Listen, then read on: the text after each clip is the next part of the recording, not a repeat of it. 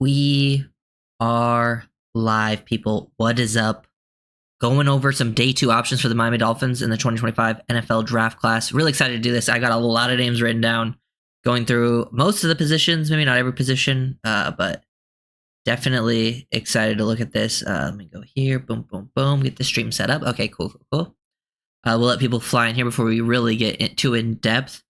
But yeah, we went over last week. We went over some of the round one options, and it's still very early in the process, so things can definitely change. Like some of the guys I'm talking about today might even go round one. Some of them might even go somewhere on day three. You never know. But just wanted to get a lot of names out there. Some guys I really like, especially as fits for Miami, and there's a lot of them. I really like a lot of the day two guys. I've been spending a lot of time looking at like tight ends, receivers, some DBs. O-line for sure. I've watched some D linemen. I still need to watch. I got a couple linebackers I've watched. I've got a couple edges I've watched, but I still need to see more at those positions. But yeah, it should be fun.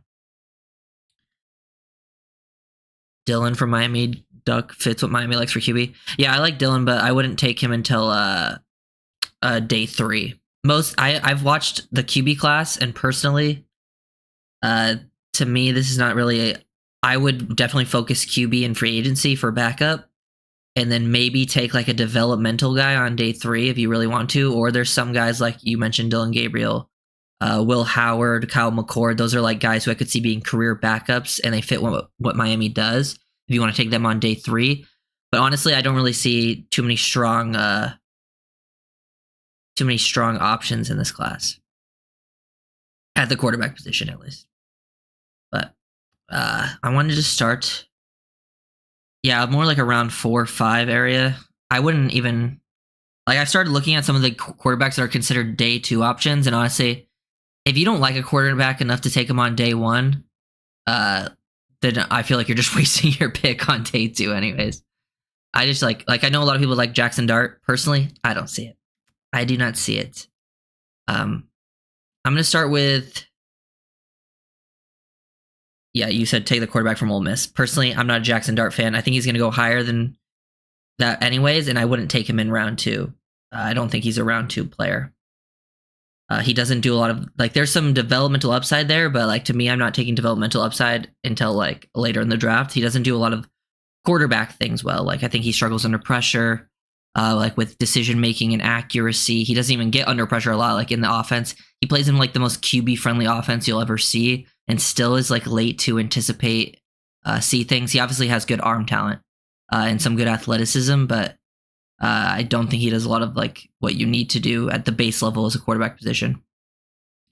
Ewers is another day 3 guy. He's one of the better scheme fits for Miami, but Ewers has some of the worst pocket presence I've ever seen, and I think pocket awareness and pocket maneuverability is so important translating from college to NFL. When a QB has poor pocket presence in college, I feel like they never work out at the NFL level, or they never reach their potential. The quarterback has a lot stronger arm than our noodle guy. I think having a strong arm is maybe the most overrated thing a quarterback can have. Obviously, it helps and it's nice. But I think Jackson Dart, if his best trait is arm strength, I think there's a lot of other problems there. Because I just don't see a world where he's a better QB. Maybe look at him. It's a good shout, Daniel. Can Ewers get rid of ball in 2 seconds? He might fit. He does play pretty quick. It's just, dude, Ewers is really tough to watch. I really don't like watching Quinn Ewers play. Once he gets under pressure, man, he falls apart. So he will have to he doesn't play as fast as you would like. But for him to ever make it at the next level, he has to be in a Dolphins type system, and he has to get rid of the ball in 2 seconds. But I would not really look for quarterback until day 3. But going back away from quarterback, because I don't really want to talk too much about quarterback. Start with tight end, because we talked about tight end in round 1 with the Tyler Warren of the world. I would love that pick, but I don't know if it's necessarily going to happen, or, there's always so many different options and things we can go. So I want to look at some of the day 2 guys. One of my favorite day 2 picks, and one of my favorite just fits for the Dolphins in general at tight end, is Gunnar Helm, the Texas tight end. Like, he is, if you been following the channel, you know I love Sam Laporta, and I would say Helm is like the most like Laporta I've seen in this class. With like you consider like their build, their and their like how they play. Very fluid tight end. He's an inline wide tight end. The Dolphins, if they need tight end, need an inline wide tight end. Jonnu Smith, like when people say we don't need a tight end, we have Jonnu Smith. Jonnu Smith is not playing the tight end position I'm talking about. He plays like F tight end. He plays move tight end. He plays big slot. We need an inline guy, and that would be Gunnar Helm. He can block. He's versatile. He does all the things like you value in a tight end in a Shanahan system, which is like the blocking stuff. And then when his best ability as a receiver is after the catch, like he's very fluid, tough to hit.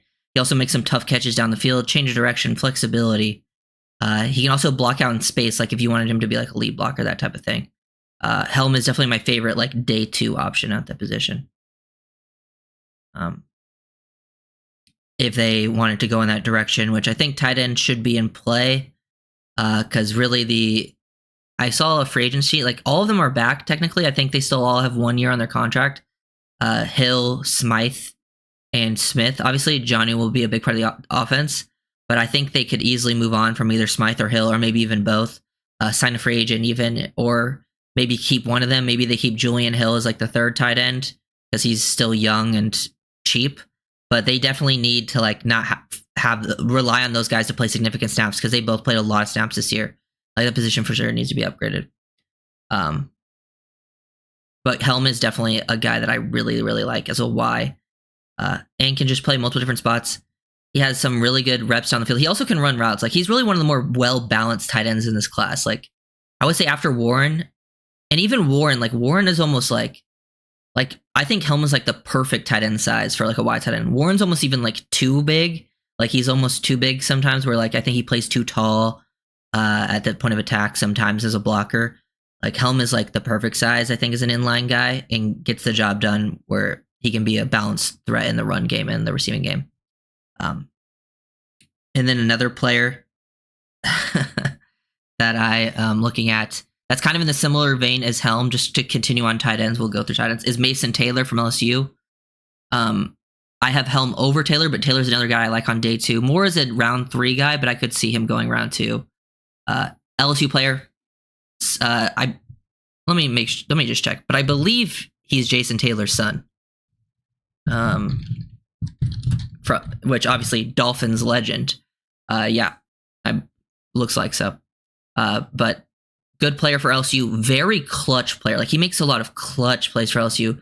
Playmaker, has tough hands, makes catches down the field. Also another guy that can play inline and block. Like, he does good stuff as a run blocker and a pass blocker. Is smart, finds open spots versus zone, very reliable hands. Can make some good plays after the catch. Just another well-rounded guy that you need. Him, Taylor, and Helm are both kind of in that same vein of player, being like well-rounded guys that can play inline, can play some big slot.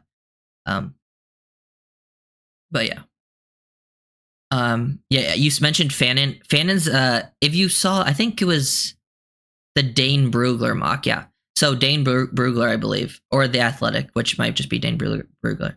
He did a mock, and he had the Dolphins taking Will Campbell at 13, and they had us taking Harold Fannin Jr. at 48. I wasn't going to talk about Fannin because I don't think Fannin is the exact type of player I'm looking for. I think Fannon's a good player, and I think he's in that range of like day 2 tight ends. I think Fannon's a day 2 player as well. I just think he's a little undersized. Like, he can do some inline blocking stuff, but I think he's more of a Jonnu Smith, Isaiah Likely type, where like he's more of an F move tight end. He can give you more inline reps than a Jonnu Smith would. He can do some blocking, but like he's only like 235. I don't think you want him consistently to be doing that at the next level. But he is definitely an explosive receiving threat. But to pair in the Dolphins offense, he is not necessarily my favorite fit with what they have right now. Do you usually go live on Thursdays? Honestly, I've just been going live at random times. I'm going to probably have more of a set schedule as we get more into the off season of like days I go live. Like, I think Fanning could be a fit, but he's not the fit. Like, he's a fit for the scheme, but when considering you have Jonnu Smith, I don't think he's a fit for what you need exactly. Like, Mitchell Evans to me is your type tight end. Yeah, like the Notre Dame kid. I haven't watched him too much, so. But I do have another tight end to talk about. That might go day 3, but I think if you look at tight end classes in recent years, like last year, Tip Ryman went round 3, who was like a blocking tight end. Before that, there was like Luke Schoonmaker going in the second round from Michigan, who was also a blocking tight end, but not that good. I just made a video on him. It's only members available right now. I'll post it. It'll be available for everyone soon enough. Film breakdown, but Jackson Haws, Georgia Tech tight end. Now, if you miss out on any of these top tight ends at the top of the round, like in round 1 or 2, like you miss out on Tyler Warren, you miss out on Gunnar Helm, Mason Taylor, all the names we've talked about. Jackson Haws in like round 3, round 4, he literally plays like a 6 offensive lineman, man. He is such a good blocker.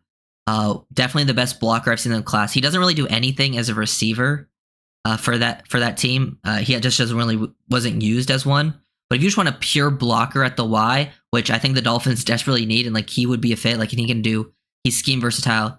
He bullies people. He can be used on like pulls, stuff like that.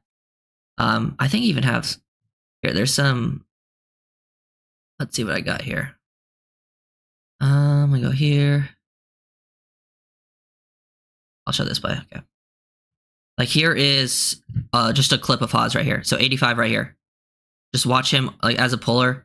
Look at him kick out this defensive end and finish this block to the ground. And like this Florida State game, I think he pancaked some of these defensive ends and other players and dug them out and were blocking down the field on DBs, like sustaining blocks for like 15 yards. His leg drive is so good. That was just all over the film. If you want a blocking tight end, like Jackson Haws is that guy. And I wouldn't be surprised. Like these guys have been going higher and higher than people expect. I feel like every draft. So I wouldn't be surprised if he goes like round 3.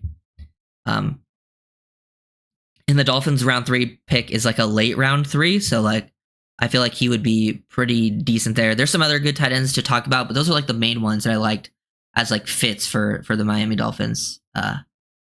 Yeah, he's like a pure Y. Like he's like a guy that you play to block and pretty much block only. Like I'm sure he can. Like he seems like he moves pretty well in space, but like they just never throw him the ball. Like I'm sure he could, find soft spots and like get open versus zone coverage and do that type of thing.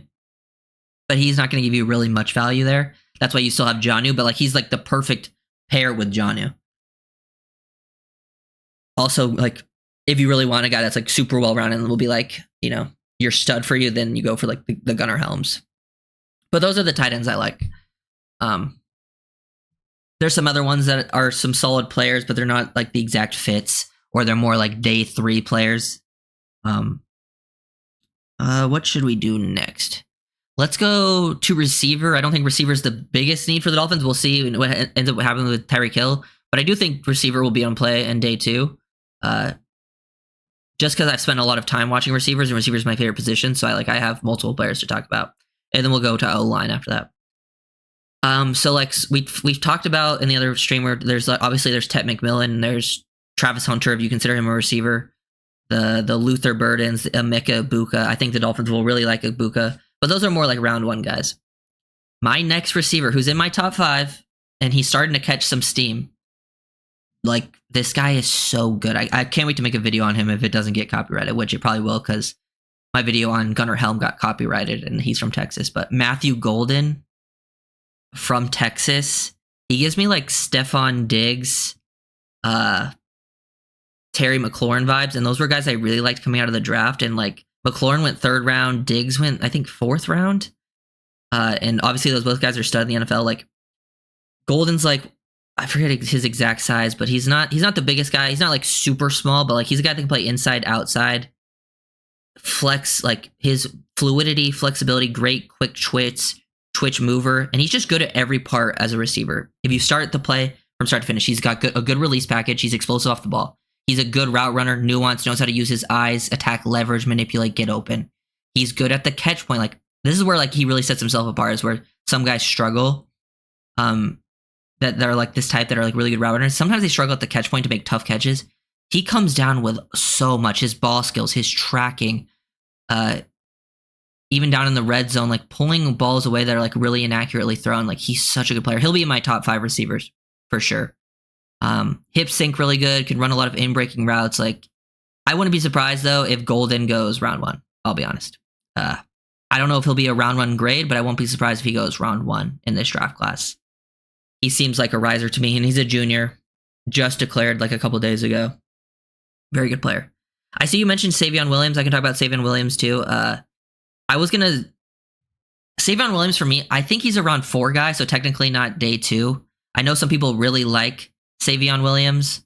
TCU receiver, I actually prefer the other TCU receiver. The reason I think Savion Williams has to end up, for him to be a good player at the next level, like to really fit, I think Savion has to end up on a Shanahan type team like the Dolphins, the Shanahan system team. Because he's like 6'5", 220 something. He's basically like, he's got a huge receiver build, but he's like a running back. Like, they give him wildcat snaps. He even plays some tight end. Like, he lines up everywhere. Like, his position versatility is insane.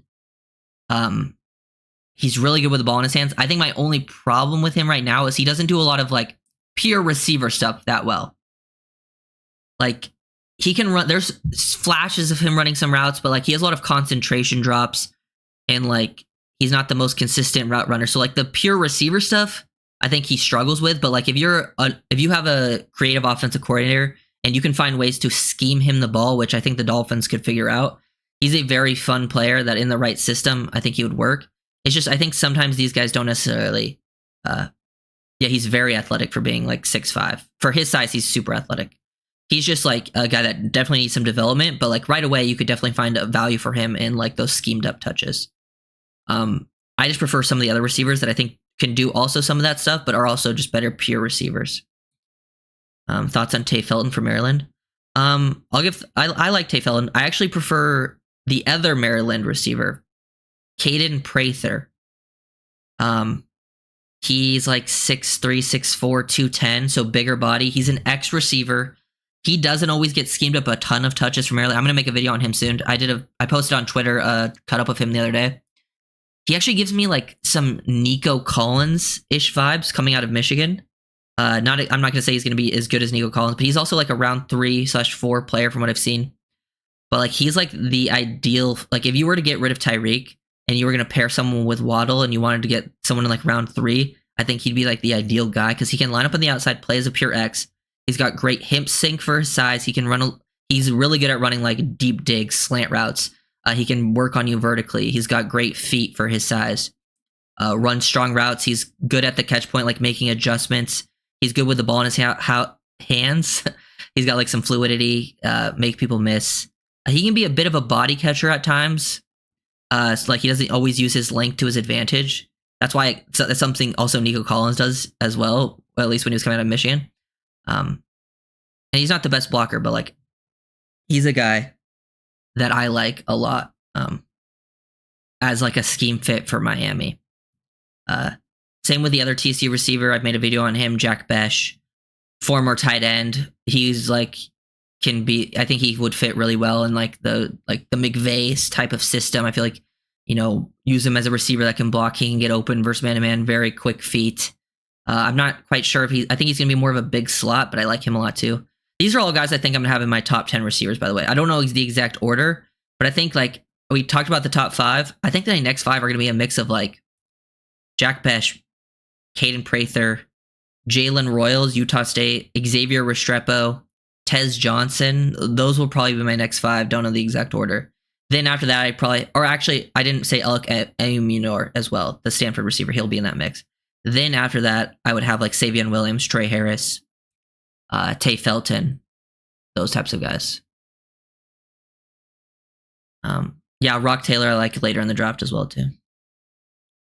But yeah, I like Caden Prather, Jack Besh are guys I really like for the Dolphins for like that bigger body receiver type role to do like actual receiver stuff, but also do some dirty work.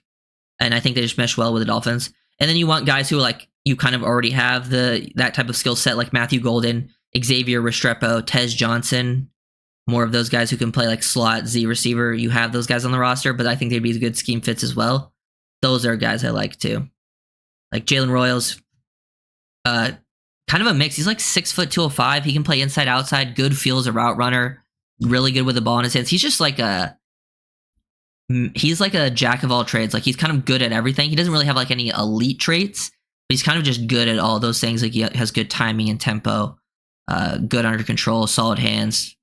Just a guy that I see being like a good player at the next level. And I like him a lot. But that's kind of the receivers. Like outside of like we talked about most of them. Matthew Golden though is probably a guy that I'm gonna be super high on because I loved Terry McLaurin coming out of the draft, and he ended up going in the 3rd round, which I had him as a top 5 receiver, 1st round player in that class. I had Diggs rated pretty highly as well. But yeah, and he kind of gives me those vibes. We can go to O-line. I want to talk about Armand Membao, Missouri right tackle. I think he's the guy that can play tackle or guard at the next level.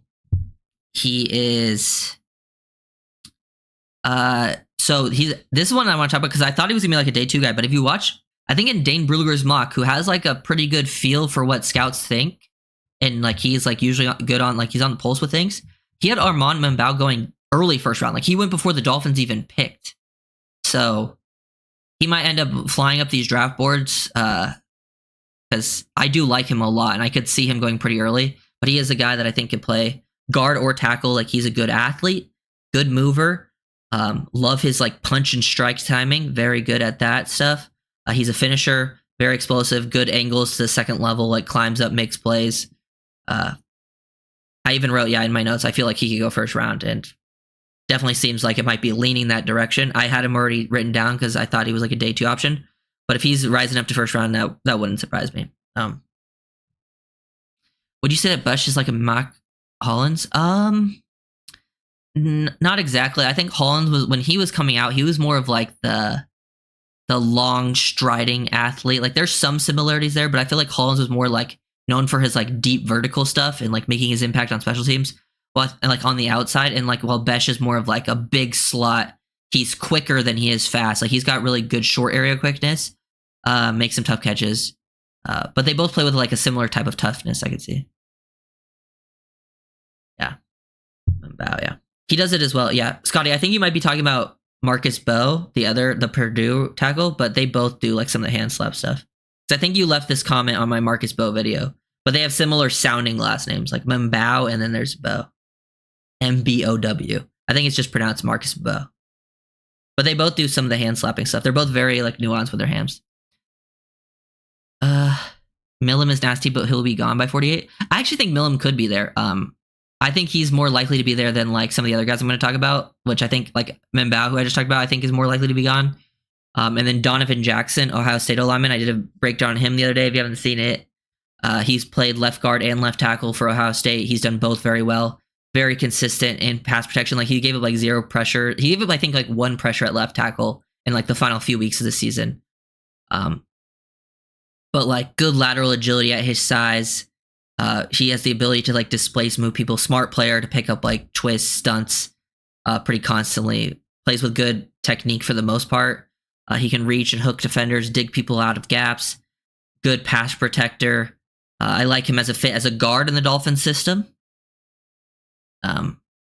But yeah, I think Donovan Jackson being another guy. Like if he was there at 48, you would be very happy. But to talk about Wyatt Millam, he's actually one of the, I would say Millam's one of the safer offensive linemen in this draft class. Like I feel like he's a guy that's just gonna get like he's not a tackle in my opinion. I don't think he's athletic enough to be a tackle at the next level, full time at least. I think he's gonna be more of an interior guy. I think he's a little bit stiff, but he's kind of just a guy that like overall plays with like good technique, good leg drive, hand usage, creates some movement in the running game, like solid sustaining. He can displace people. Good gap scheme blocker as well. Can do some stuff pulling. He's good on like his combo work. Like if he like attacks the low hip and climbs to the 2nd level. The reason I think he has a good chance of being there at 48 is because he's not the most athletic. And usually those guys fall a little bit farther. That's why I think, he would be a pretty solid pick in day 2. Just like he doesn't have a lot of special traits, but like a lot of like just solid across the board traits. So I feel like he's a pretty a pretty high floor player, while some of the other guys are like they have pretty good floors, but they're also like have higher ceilings. Good understanding of like angles, pretty consistent, like be able to like reset his hands. He can torque people, get them fully extended. Where are my sets here? I feel like in pass pro he's better at aggressive sets, which is a good thing for the Dolphins because they love to, you know, jump set people. Same with like a lot of these guys. They like Donovan Jackson, very comfortable jump setting. You want to see guys that jump set. Like the Dolphins love to jump set out of play action. But yeah, you love doing these during the midday. Yeah, honestly, you know what it is? Because I think a lot of the other people that do Dolphin streams end up streaming around like 4 or 5. I feel like, and I just don't want to stream at like the same time as them every time because I usually would either stream at this or I would like at 12 or I would stream at like, you know, like evening time. Paul, Millen, Brewer, Smith, AJ. You're talking about Trey Smith? Yeah, I mean, it would be great, but I just don't see it happening. But yeah, I think Millen would be a slide in at left guard because I think obviously in the Dolphins system, you want guys that are really good athletes, but at guard, that's like the one position you can kind of get away with not being the biggest athlete. I actually like when they have someone who's a little more physical, maybe a little more stiff, but they can bring a little more pop and power to your O-line. And I think having that next to Brewer is actually pretty good because Brewer obviously is like the super athlete. But yeah, those are some of the guys I like at guard on day 2. Some other people, Marcus Bowe, I made a video on him if you haven't seen that yet. Very athletic, very nuanced with his hands. As we talked about, he's slapping people out there. He's a fun player to watch. He's one of my favorite O-linemen to watch. I don't know where he's going to go because he's pretty undersized. And I don't know if he'll play, like, I really don't know what position he's going to play at the next level, like, because I could see him playing tackle, even though I think he's limited, like, lengthwise. I think he has the athleticism and nuance to potentially do it in the right system. I could see him maybe not even, like, I could see him playing guard. They want to move him to the inside because he doesn't have the length, but, like, maybe he doesn't have, like, the weight to play guard. Could also see him playing center due to that same thing, like athletic ability and size, but I like him a lot. Same with Gray Zabel, another player I think that is a day 2 option from North Dakota State. I want to see him versus, I'm excited to see, I want to see these guys at the Senior Bowl because they don't always get to play the best competition, but I love his movement skills and overall like athletic ability. Good finisher. Play strength is what you want to see. Patient and path protection. Needs some work on like his angles and consistency, I think, like in the running game. Like, because he plays some like over aggressive at times, but like you could see the flashes of athleticism and some finish out there. But he's a guy that I would like also on day 2. I think those are all kind of like the day 2 options at O-line. Because the day 1 options are more like Kelvin Banks Jr., Will Campbell, Josh Simmons is also a day 1 guy. I don't know if the Dolphins will take him because I think he's more of a tackle only. I saw some report or one of the big sites, it might have been PFF, said that Josh Simmons was like the dream fit for Miami. Like, I think he'd be a good player, but I don't know if he's the dream fit because we need more guard players. And I think Simmons is mainly a tackle. He's very good, though. He might have the best tackle film I've seen. And there's also, I haven't need to watch him, but I haven't really watched enough yet. But Connor Lee from Oregon, who is also probably going to go round 1. Let me see. I only have 14 first-round grades, so I wouldn't object to trade down if they are gone. Yeah, well, the thing is, the Dolphins are picking, 13th? So someone with a first-round grade is going to be there. And I have I think I have one less first-round grade than that. I think I have, let me see, I have 1, 2, 3, 4, 5, 6, 7, 8, 9, 10. I have 12 as of right now, and I'm kind of teetering on some of them. Like, I might move them down a little bit. But when you consider I don't have any first-round graded QBs, and some QBs will go before then. So, like, you're probably there will be, like, at least one first-round graded player left. And if you're the Dolphins, if you think from the Dolphins GM perspective, right, you're thinking, like, well, there's only, like, 1 or 2 first-round graded players left on our board. I don't want to trade down and miss out on a first-round graded player. That's why I feel like they probably won't trade down, but you never know. Depends what they get offered. Do you want Wynn back? I would take Wynn back as a backup on like a veteran deal. I wouldn't mind breaking back Wynn and Robert Jones as like depth guys, but not as starters personally. I think Wynn is the best of like the guys that are free agents for the Dolphins at O-line. but I think he has too much of an injury history to rely on him as a starter. And Bow. Yeah, that's what I was talking about from Purdue. I like him a lot. What about Quinn Ewers in the second? He is a scheme fit. I wouldn't touch him until like round 5 at the earliest. And I don't think most people would as well. Bow, Zabel, any opinion? Yeah, those were the 2 players I just talked about. I like both of them for the Dolphins. Those are the day 2 options, I would say. Wyatt Millam, Marcus Bow, Gray Zabel, Armand Membao, who I think looks like he's going first round more and more, and then Donovan Jackson. Those are guys I really like as like scheme fits that I've seen so far. Round 2-ish options, maybe round 3-ish options. I haven't seen everyone yet, but those are the guys I really like as fits. But yeah. Hey, you guys are asking about QBs. Like, to be honest, guys, I've watched some QBs now. I don't like any of them. I think this is a very weak QB class. Like Jackson Dart, you're saying draft Jackson Dart because he won't be there in the second. I wouldn't even take Jackson Dart in the second. Like, I think he's at best a third rounder. But he'll probably go before that because it's just the nature of the position. So like if they took Jackson Dart in the first round, like I would be pretty disappointed. To be honest, like I understand that's what people, they want. Some people want that, but personally, no, you're good, Lovey. Yeah. Yeah, I mean, if Ewers, he could have transferred, but I guess he was probably like, I think the reason he didn't is because he was thinking of the money. He's like, I'm going to get paid anyway in the NFL, maybe not as much, but he's like thinking if he waits another year for a more stacked QB class next year, like he's going to go even later. So he probably just thought with this weak class is probably his best chance to go higher. But that's the decision I think a lot of those guys were making. Yeah, it's just a rough class overall. That's why I didn't write down any QBs to really talk about today, because like this is how I kind of look at it when it comes to quarterback. I think, especially in a class like this, I feel like you should only take one if you really love them early, right? Only if you really love them. And to me, it's like, if you don't love them enough to take them in round 1, then that means you don't love them enough to really take them in round 2 anyways. Like you really love them. That means usually you're like, okay, unless they're best player available on your board, which usually for quarterback in round 2, that's not the case. Because usually quarterbacks get pushed up and they'll go earlier than expected. You'll probably have other players rated higher. To me, you go QB in free agency. You try to get a high end one, and then on day 3 you take a QB, whether it's an upside guy or a guy that you think could be a career backup. That's like a scheme fit, whichever is cool with me.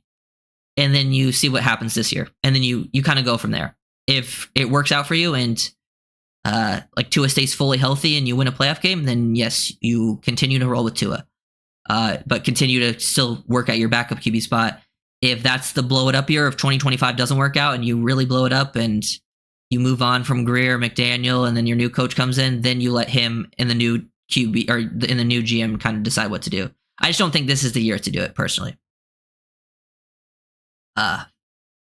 Because I don't think the Dolphins kind of put themselves in that position, and the draft class at QB just isn't good. A lot of guys are going to get pushed up. Like, I mean, at the top of the draft, I don't even like the top of the guy. Like Sanders and Ward are the best QBs in this class, but I don't love them either, like as first round guys. But they're going to go probably before they even the Dolphins pick. And then I think like Milroe will get pushed up draft boards, same reason. But yeah, I don't really have. We've gone over tight end, receiver, O-line that I liked. Let's see. Let's talk about those receivers I want to talk about, right? Well, I didn't talk about Jaden Higgins really. The Iowa State one of you. I think Scotty mentioned him earlier. He's another guy that I like in like day 2 area. I probably will have him around the top 10 as well. More like a round 3 guy, but like I think he's a big body X. He's got good size to him. He's a very good route runner for his size. Like very smart player, understands how to get open. Just another kind of guy that I think would fit the system and like fit what the Dolphins do. And I know I've seen this pushed around. I know a lot of people like Ted McMillan for the Dolphins. I understand, like, and Ted McMillan will be gone, by the way. Like, he's not going to be there when the Dolphins pick in round 1. He'll be gone. But I've seen a lot of people talk about like him being the best fit for the Dolphins. I think he'd be a really good complement to like Waddle. Like they complement each other's skill set. But I don't know if he's the best fit scheme wise. Because like he's almost a little like I think you want a bigger body guy, but I think you almost want someone who's a little more like built. Like McMillan's like long and lean. I think you want a guy who's like relatively long, but a little more like densely built, a little more mass to them. They can play with like a little more physicality. They can go out there, block someone. You're looking for more of like a Nico Collins, Puka Nakua type. That's kind of like the big body I'm looking for. Not necessarily like the McMillan type, even though McMillan's very good. But yeah. Came a little late. Have you guys brought up the receiver for Miami, the slot receiver?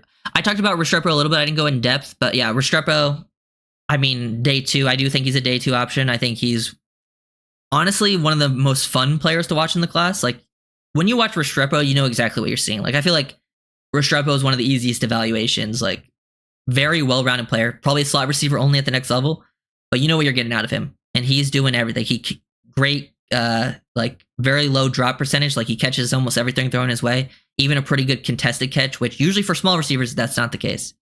He gets open versus zone versus man. Smart player. Understands how to set things up. He's also good with the ball in his hands. I don't think Restrepo is the exact fit the Dolphins need. Just like, I think he's a really good fit for the system, but we already have Restrepo types on the roster. Like, I think Malik Washington is kind of like in that same mold as Restrepo. But like, I would never say no to taking good players. Like, if you were there in round 3 and Restrepo was easily the best player on the board, like, and you already got your bigger body receiver in free agency, might as well, you know? Trey Harris. Yeah, I talked a little about Trey Harris. He has like a super high like yards per route run. I know that's why people are super high on him. And he's got good size, nice catch radius. I think the route running, it's he flashes the ability to run good routes, but sometimes it's not quite there. He just doesn't have quite enough like juice. I feel like if he had a little more juice, a little more explosiveness, I'd really like him. But he's another guy that I think is a solid player in this class. Not too many like it's not a great receiver class, but there's a lot of solid guys here that I think you can get that are all like pretty solid scheme fits. Change the scheme to run the ball. Oh yeah, they definitely need to be more of a run heavy team. They definitely need to be able to at least commit to the run, which they weren't able to do last year. That's like the biggest thing for flipping the offense around. That's why I want guards that can run block first and foremost, and that's why I've been talking about tight ends that can block, because that was your biggest weakness last year. Guards couldn't run block, and your tight ends couldn't run block, and that really hurt. And that's why I've been talking about bigger body receivers, because they can also get involved with the blocking. Yeah, Savion Williams. I talked about him a little bit earlier. Personally, I think Savion Williams is around 4 guy, so I didn't spend too much time on him because I was talking more day 2 guys. But he's a fun player. Very fun. Use him everywhere. He just doesn't do a lot of the receiver stuff super well.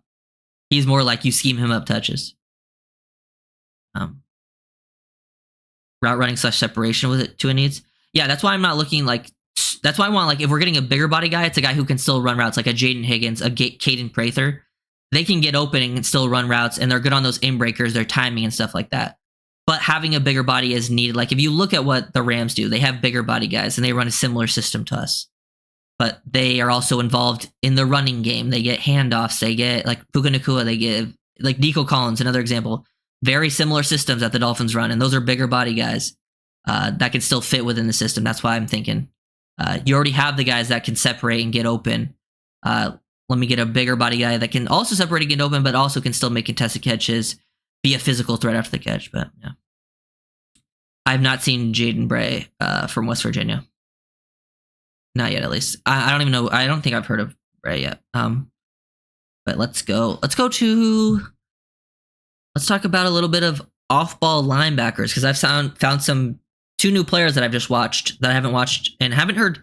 I've seen them starting to pick up hype over the last few days, more and more. But Carson Schwessinger, I'm probably gonna do a film breakdown on him. UCLA linebacker, just got a Senior Bowl invite. I saw Jim Nagy even listed him as linebacker 1. I don't know if I'd have him linebacker 1, but like, I really like him a lot as a day 2 option if you're looking for off-ball linebacker. He's a little undersized, but like, he plays tough, really good instincts, processes things super well. Like, versus the run, like, he's got the instincts to work through the trash, make plays. Like, he can be a downhill player, shoot gaps. He's got sideline to sideline range. He's good in coverage, like good fluidity, reads QB's eyes, gets in throwing lanes. Like he's a multi-level impact player at linebacker, which is always tough to find. And he's also a good blitzer. I think he had like 4 sacks. And you can see the blitzing ability when they bring him up the middle. So like he's good versus run, good in coverage, good blitzer. Just a multi-impact level linebacker that I really like on day 2 potentially. Same with the next linebacker I want to talk about. I was going to talk about too. Chris Paul Jr., Ole Miss. Another like athlete, little undersized, but good athlete, and they play tough, aggressive, explosive. He carries and can gain depth, carry people in coverage, some quality range, explosive, like lie on his feet to like redirect, change directions, things like that. He can carry and match the fast 3. Covers running backs pretty well as well. I think he gets struggled to like stack and shed at time, but has a good feel for things.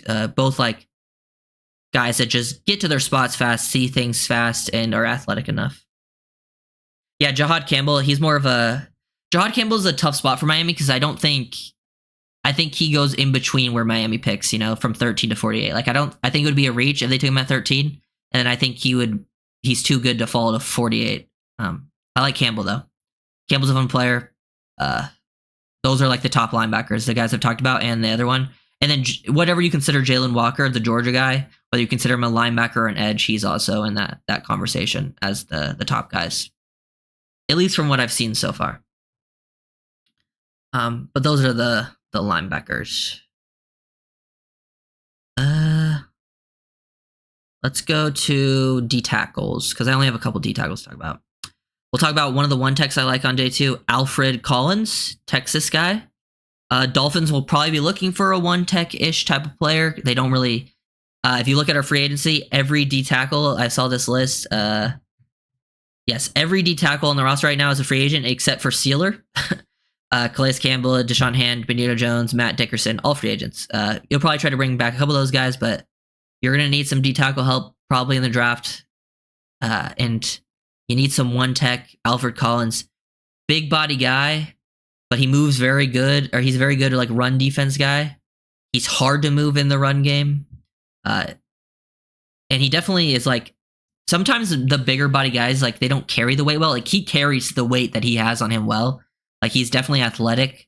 I think he needs some refinement as a pass rusher. Like he still definitely needs to improve in that area, but he's a guy that definitely is a solid like one tech, take on double teams, tough to move in the run game if you need that.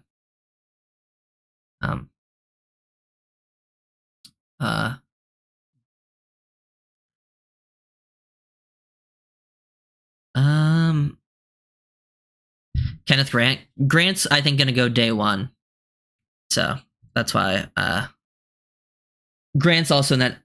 To me, Grant's another player that I think goes between when the Dolphins pick, because personally I guess he could be the pick at 13. I think that's a little bit of a reach, but he's also probably gonna go like mid to late day 1 if I had to guess. It's obviously very early in the process, things can change. I haven't watched Lindenberg yet, so that's another name I gotta get to. But yeah, those are some of the linebackers that I like. D tackle, yeah, Alfred Collins, TJ Sanders. If you're looking for a 3 tech from South Carolina, good athleticism and movement skills. He's a disruptive, high motor guy. A little light, like he's not the biggest. He can struggle to take on some double teams. But if you're looking from like a disruptive 3 tech, you're looking for Sanders. And if you're looking for like the one tech that holds his own on the point of attack, it's more of a Collins type situation. I don't have any edges to talk about today. I didn't watch too many. I haven't watched a ton of the edge. There's a lot of edges to watch, and I just haven't gotten to them yet. And there's a lot of different types. Like there's the big edges, like they're like weighing in like the 280s, and then there's like the edges that are like 245 that are like the explosive, twitchy pass rush guys. While there's like the power edges. So there's a lot of edges to choose from. I just don't have any names to really talk about at this time.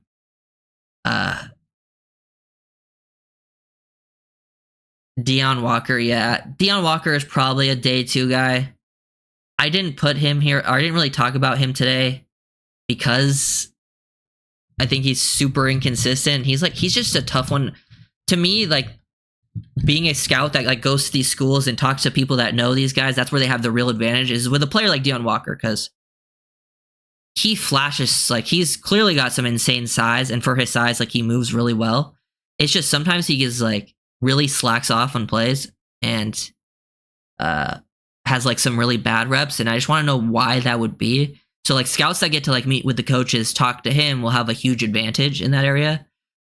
So if you feel comfortable with him after like meeting with him and like talking to people around him, that's the thing. But like to me, he's really hard to grade because some of that stuff when you watch him. But yeah. Who do we got next? We can go to DBs. Safety obviously isn't a huge need for the Dolphins. Holland, free agent. Pretty much everyone's a free agent. I'm pretty sure. Excited like McMorris. Let me look at it. DBs. Let's go. Yeah, Elijah Campbell's free agent. Holland's free agent. Poyer free agent. McMorris is the only safety that's not, and he's obviously a 6th round rookie. This is an interesting list. I'm looking at the Dolphins' contract status and how much years you have on people. But yeah. Let me go back to this. But yeah, DBs. Xavier Watts, I think, is a good round 2 option for Miami. If you don't go like Starks round 1, and you're probably going to still fill up with, you probably will definitely sign some free agent safeties. You have to. But he's got ball hawks instincts, just like a super smart player that can play on the back end and play down on this, like underneath, like as a strong safety too. Like he can play versus the run and play as like a zone cover guy. I don't really think he's a man cover guy. I think he's a little bit stiff. But he takes great angles. And just one of the smartest players you'll see in this class, which I will always really like guys that are super smart. And he's got a good downhill trigger. Ball hawks there too, like 6 interceptions, that type of thing. Love me a ball hawking, smart, free safety that can also do some other things for you. Watts will be a good option there. Here's another one, Andrew Mukaba.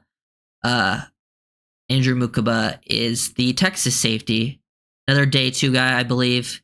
Definitely my kind of guy, like closing speed, instincts, quick twitch, get out of breaks. Like he just makes plays all over the field on the back end, gets involved in run support, very willing, has ball skills to make plays. He's not the biggest guy, which I think, will probably bump him down, but like he played so much better for Texas this year than he did in Clemson in previous years. And he's another name to know. And then here's another guy that we'll talk about at safety from Penn State, Kevin Winston Jr. And I know he partially tore his ACL, I believe, at the start of this year. So he didn't really play this season. I know people will talk about injuries and drafting injury guys, but some of the best players in this draft are guys who did suffer injuries. Like Winston's very good. Josh Simmons from Ohio State. Siobhan Ravel, the Eastern Carolina corner, is one of the better corners in this draft, and he has an injury that ended the season. But like, he is one of the best tacklers he's the best tackler in this draft, and one of the best tacklers you'll ever see at safety. Like his missed tackle rate is so low. It was like 2% or less. Like he doesn't miss tackles. He's he's rangy. He's like 6'2". He's got good length to him. Good athleticism. He can play in the box. He can match tight ends in the slot. He can play as a deep middle of the field free safety. Get him down the box. I think sometimes he plays too high and doesn't have the best play strength, but like he will tackle you. Darren Porter, yeah, the Iowa State guy, plays more corner for them. He's a name that I am going to be watching more of recently. I've seen a little bit. Like Porter, Trey Amos, the Ole Miss corner. He's like a press man guy. Those are guys I need to watch more of. One of you mentioned Nick. The Nick Emma Nwori, the South Carolina. No, is it South Carolina? Why am I forgetting? But I have his film pulled up. I've only seen a little bit. I know he's like got great size and some movement skills for his size. I'm going to really dig deep into his film to like have a good idea. Like I think he's probably a day 2 player from what I've seen so far. But you have to understand, like some of these guys are going to get pushed into round 1. That's just how it is. There's not enough round 1 graded players to all go round 1. But yeah. Give me the guy that can tackle, please. Yeah, I mean, he might be the guy that suffered the injury and you don't want the injury guy, but like he can tackle. A lot of these guys can tackle. Like Mukaba is a very willing tackler. He's small though, so he'll miss some tackles. But Winston does not miss tackles. That guy is insane. And he's like got size and athleticism too to like do other things. And his injury was a partially torn ACL, so he should be able to come back from that pretty nicely. Wasn't a full tear. And it happened at the start of the season, so I think he'd be fine by the regular. And yeah, I don't have too many corners to talk about. But one guy I do really like I haven't seen too many people talk about him yet, so I want to talk about him, was Jacob Parrish, Kansas State corner. He played mostly outside, but I think he's a nickel at the next level because he's a little bit undersized. But that guy's like a feisty nickel press man cover, great route anticipation and feeling that stuff. Like really good quick twitch. You want a guy that can mirror and match in the slot. Good tackler, great feet and patient. Ball skills are there. Like he plays through the hands. He's got a lot of on-ball production. I just think he has limited size and like limited long speed to play on the outside. So I think he's like a nickel at the next level. But nickel is one of the most, I feel like, underrated important positions on your team because you got to think like nickel one, like yes, they have help over the top, but they have to cover more like horizontal, like sideline to sideline than corners do because corners have the sideline help while the nickel doesn't necessarily have that. And the nickel is more involved in run fit, so they have to be a guy that can be physical and play the run. And then sometimes nickels get matched up on quick slot receivers. Sometimes they get matched up on tight end. So they have to be able to be a guy that can play versus quick twitch guys, but also bigger body guys. That's why nickel's such an important position. That's why I think I like a guy like Malachi Starks because he can play as a safety, but he can also play as your nickel if you really needed to, and he can match multiple different types of tight ends, slot receivers, which is a huge value at this point in the NFL. But yeah, I like a lot of those guys.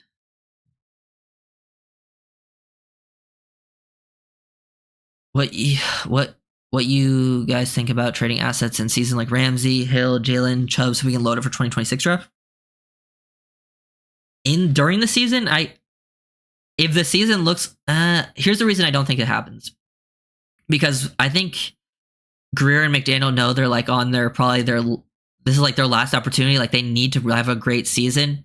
And if the Dolphins are having a good season, they're not just going to trade away those guys in season. I could see them trading away Tyreek, like during the offseason, just because he seems like he wants to leave, and that could happen. I don't know about, and then Chubb I think is going to be like a post 1st June cut. Like they might keep him, but he could also be a post 1st June cut. Yeah, if you're talking about Jalen Phillips, no, I wouldn't trade Phillips. And then Ramsey, I don't think will happen either. I looked at Ramsey's contract is here until like 2028, so like he's got a long contract with us. Long as anyone, like him, Tua and Waddle and Chop are the only ones that can be here through 2028. Because Chop would have the 5th year option.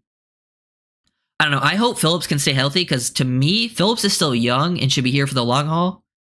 I know Phillips didn't really play this last season, but the year before, I thought Phillips was the Dolphins' best defensive player. I even talked about it in the offseason. Like I would have, if Phillips didn't get hurt, like I would have extended Phillips before I would have extended Holland. Like Holland out of that class was my option. I would have pushed back the farthest, which they ended up doing both Phillips and Holland, and they extended Waddle, which made sense. But yeah, I don't think they move on from unless Ramsey's like, I don't want to play here. I don't think they move on from Ramsey. And yeah, I would let the thing with Ramsey, like even if he were to like decline his play at corner, you can always move him to nickel or safety, and I think he can play those even potentially better than corner at this point in his career.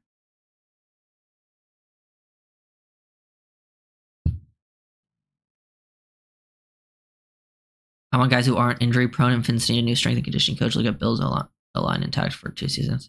Yeah, I mean, but that stuff's always tricky. Like I always try to be like, yeah, I don't take a guy that's injury prone, but like if they suffered one injury in college, but it was a major one, then it's like, if they're the best player available, I still don't mind taking them. And it's like, I'm not in the room and I'm not an expert on strength and conditioning, so I don't know how much firing your strength and conditioning coach actually changes things when it comes to injuries. Maybe sometimes it's just luck. So it's always tough to stay with that stuff because sometimes people come to the NFL and don't get injured again, or they do get injured or it's something minor.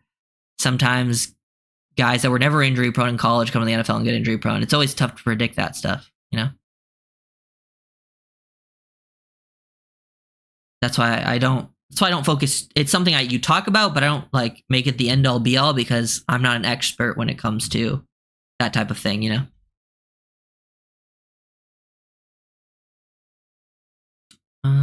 But yeah. I think those were. Let me see if there's any. I think I wrote down a lot of players. Yeah, that was pretty much. I think that was pretty much everyone, right?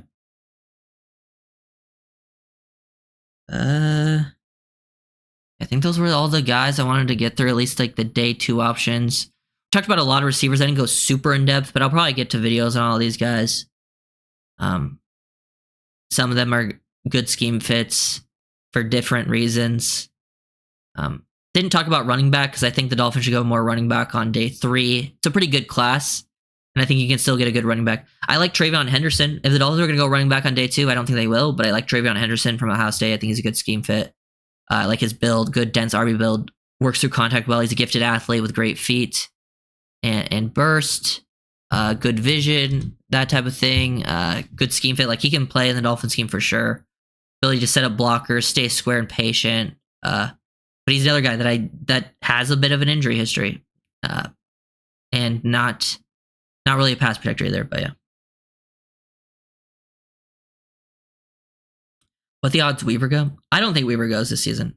I would say the odds are pretty. I mean, it's not impossible, but I think it's pretty low.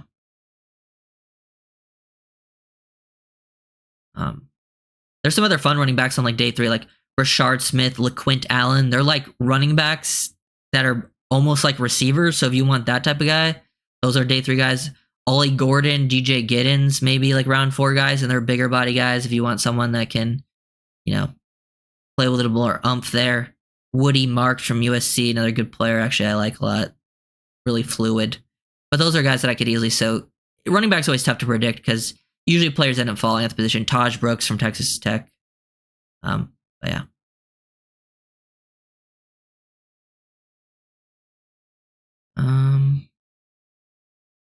Here, I have to add him. RJ Harvey, UCF. I have to write that down.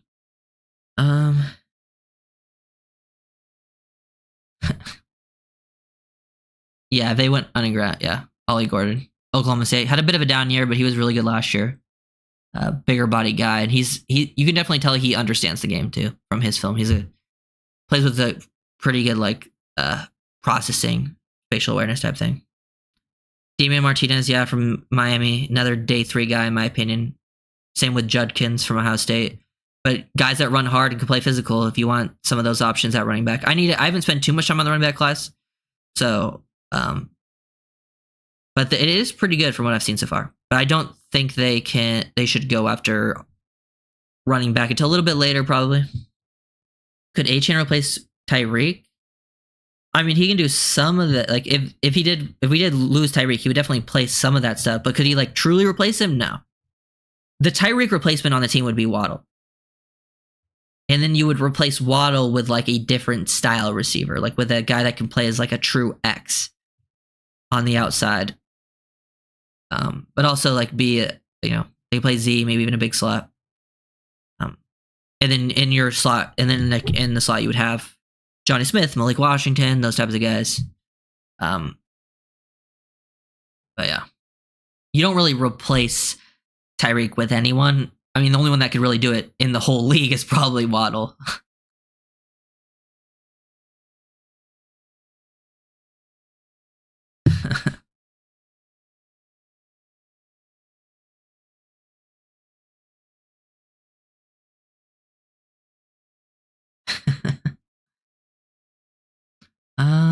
Yeah, it's a good RB class. It's a good tight end class, running back class. Not a great O-line class. There's some guys I like, but it's not a great O-line class. D tackle and edge is pretty good from what I've seen. I like DBs as well, but it's not like a great class, but it's a pretty solid one at DB, I think. Receiver's fine. It's not a great receiver class. And then it's not a good quarterback class. The quarterback class is really bad.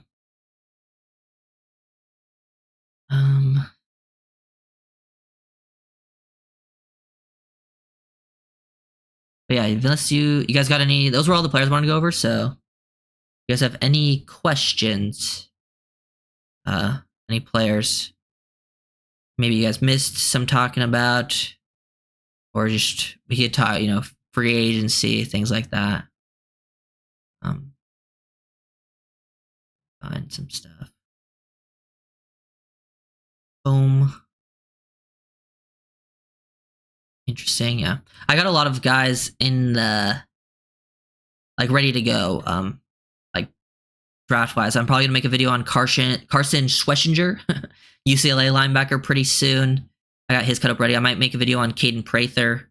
Some of the videos got copyrighted. Like I've tried uploading this Gunnar Helm video. Is just members only still, but it was the first video I made in the NFL draft cycle this year for like on film breakdowns was Gunnar Helm, but it's been copyrighted, so it's just members only right now. I'm trying to try to upload it until it's not copyrighted.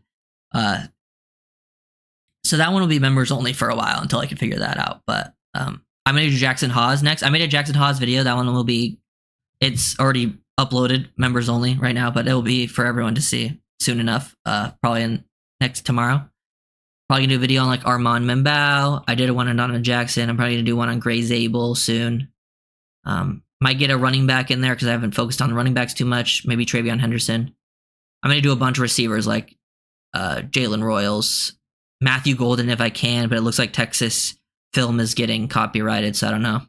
Maybe Savion Williams. Maybe even like some of the smaller guys too, just because they're fun, good players, and other people can see that.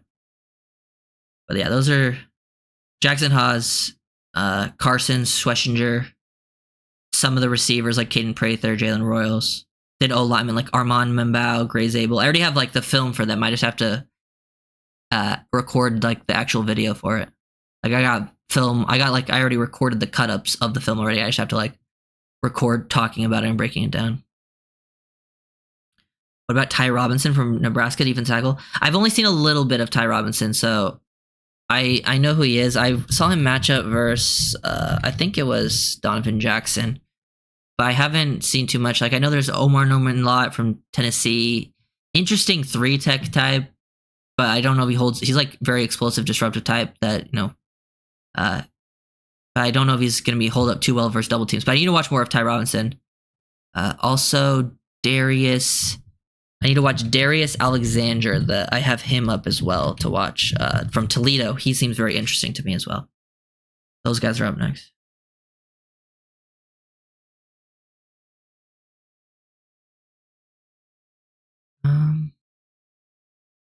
Isn't Gadsden son in this class? Yeah, he is. The tight end class is pretty good. It's like I didn't talk about. There's Jake Beringstool from Clemson, but Terrence Ferguson, another guy that I think would be good for the Dolphins. But like with some of these guys, like Aranda Godson, he's more of like a receiver playing tight end. Like he's more of a guy that I don't think necessarily fits what the Dolphins are doing. He's more long, lengthy, mixed plays at the catch points. He's more of a Gesicki type. While the Dolphins, if they're looking for a receiving tight end, they're looking more for a Jonnu, one who's a little more like can take some physical hits over the middle. They're good with the ball in their hands, that type break tackles. But yeah. I'm probably gonna do, yeah. I plan to do Mason Taylor as well, because Mason Taylor, son of Jason Taylor. I believe Harold Perkins is not declaring. I don't think he declared. I'm pretty sure he might even have entered the transfer portal. How much you press? The members, I think it's $4.99. Right now, like a month. And I just post like it's like early access, like pretty early access to all like the draft stuff. And I have like a Google Drive that people can access, like just filled with like all the cut ups, whether it's Dolphins draft stuff that I've made that I haven't posted yet. And then it also has like some scouting reports in there. Cause I'm gonna start making scouting reports. Cause right now I've just like taken notes on all these guys and like I graded some of them. But now I want to like write out a full scouting report and then like give grades to their actual like traits, because like I've done that before, like where you like grade their traits. Like here, actually I don't have it on this PC, it's on my laptop, but like I have a full on like Restrepo report. Actually I'm able to get to it on my Google Drive. Let's see if I pull this up. Oh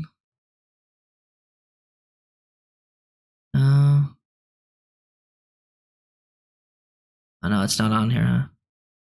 Oh, it is. Okay.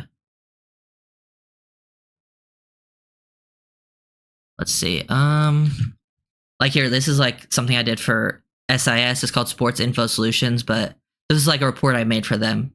and it's just like Restrepo, height, weight, reviewed games, and then it's like his hands 7. These are the critical factors, like his hands 7, grade 7. This is out of 9. If you give anyone like a 7, that's like really good.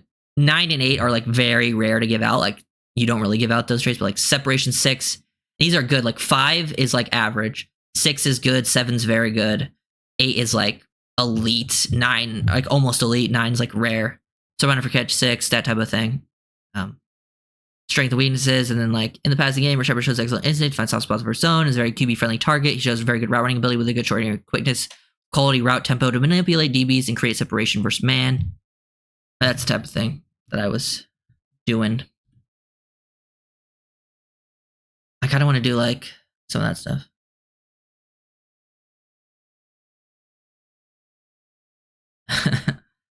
But yeah, boom. But that's Syracuse has a bunch of good receivers I like. Yeah, McCord is the QB. McCord's not a bad fit. Like McCord, Howard, Gabriel. But those are more day 3 options. I wouldn't use a day 2 pick on any of them.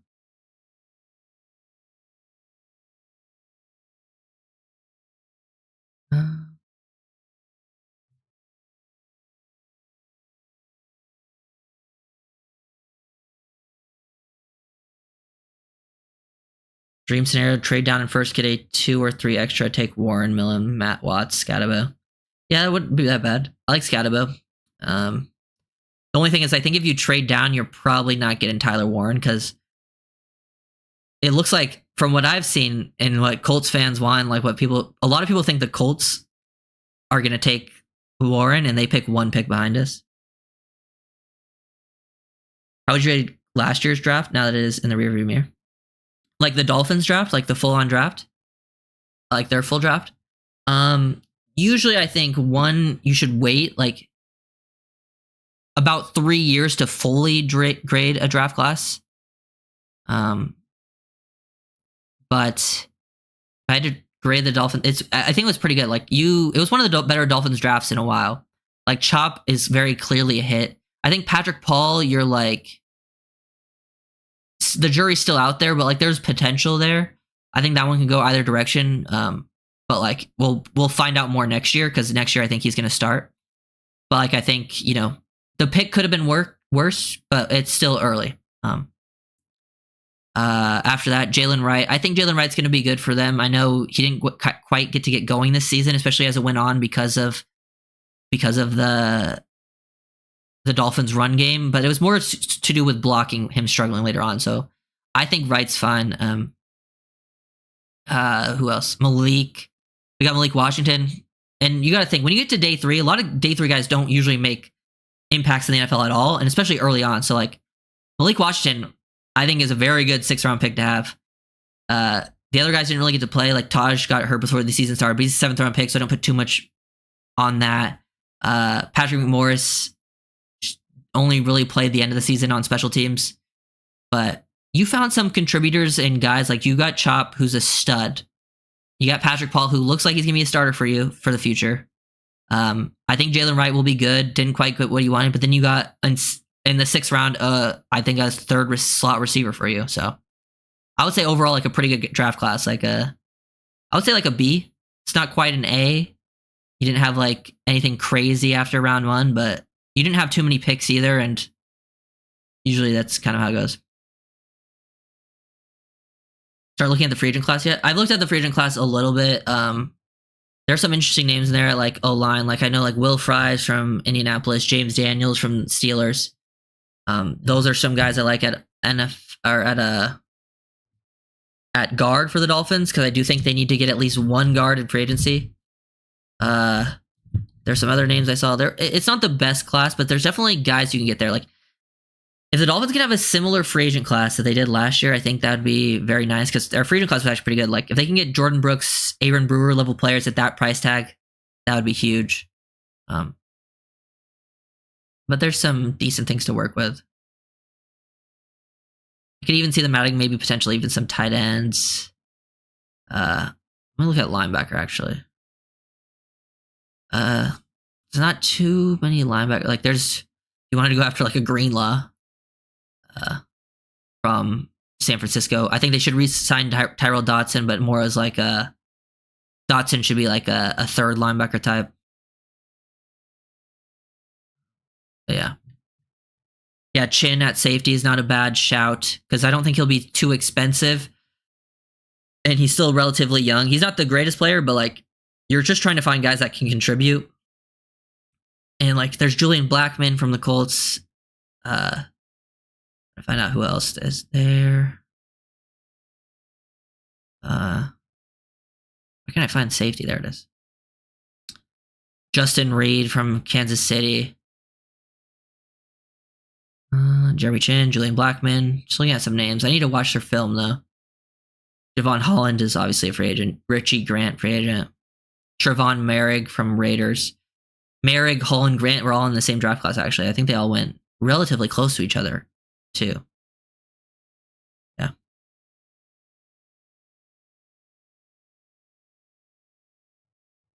C plus draft. Can he play a full season at high level? B if Shop can.